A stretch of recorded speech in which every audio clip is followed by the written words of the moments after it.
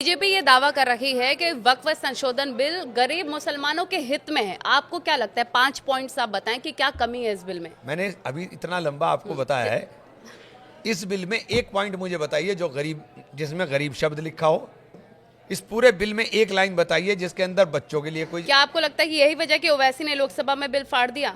नहीं तो देखिए, बिल फाड़ कर उन्होंने महात्मा गांधी का बारे में कहा था कि महात्मा गांधी ने भी बिल को फाड़ करके इस तरह रख दिया था। वो एक बहुत तो आपको लगता है सही किया उन्होंने? तो सही किया तो और आदमी क्या करेगा? गलत क्या किया ओवैसी साहब ने? सही किया बिल्कुल, उसमें गलत क्या है? आप हमारी मौत का फरमान दे रहे हो, हम फाड़ भी ना सकें। ये तो आप हमारी मौत का फरमान जारी कर रहे हो। वक्फ बिल को आप सुप्रीम कोर्ट में भी चैलेंज कर दिया गया है, क्या लगता है सुप्रीम कोर्ट फैसला सुनाएगा इस पर?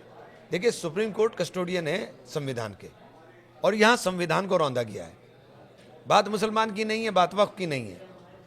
यहाँ राइट टू इक्वलिटी को ख़त्म किया गया है। आपने बार बार शोर मचा दिया, ट्राइबल ट्राइबल ट्राइबल। बताइए कौन आदिवासी बेचारा हमारी ज़मीन दे रहा था और हम ले रहे थे? लेकिन ट्राइबल का जिक्र आपने मचाया इसलिए कि आप लक्षद्वीप की ज़मीन हड़पना चाहते हैं।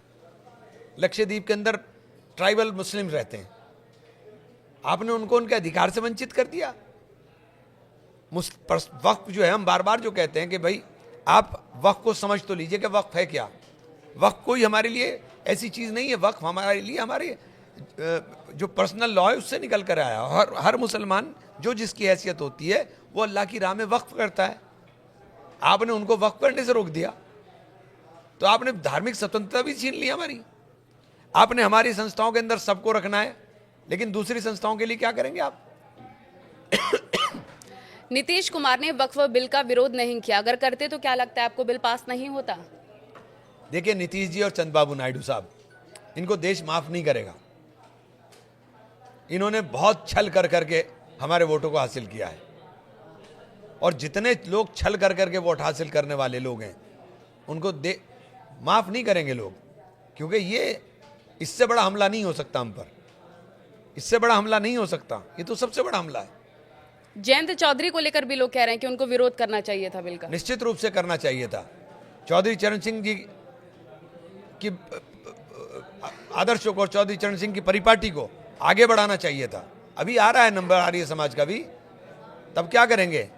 आर्य समाज के ऊपर भी नजरें लगी हुई हैं। अखिलेश यादव का कहना है कि बीजेपी 80-20 का नारा जो चलाने की कोशिश कर रही है वो नहीं चलने वाला है। इस पर आपका क्या कहना है? 24 सांसद मुसलमान पार्लियामेंट में हैं, सिर्फ 24, और 232 ने विरोध में वोट किया है। 232 ने विरोध में वोट डाला है, सिर्फ 24 सांसद हैं। तो देश का मूड क्या है, देश का मिजाज क्या है, ये जानने के लिए राहुल जी का भी भाषण देख लीजिए। राहुल जी का पार्लियामेंट में तो इस पर क्योंकि और हम लोगों ने लीड लिया था, उसमें राहुल जी का जो भाषण है वो देख लीजिए। खड़गे साहब ने जो पार्लियामेंट में बोला है वो देख लीजिए। तो देश के अंदर क्या माहौल है और क्या हालात है वो पता चल जाएंगे। मोहन भागवत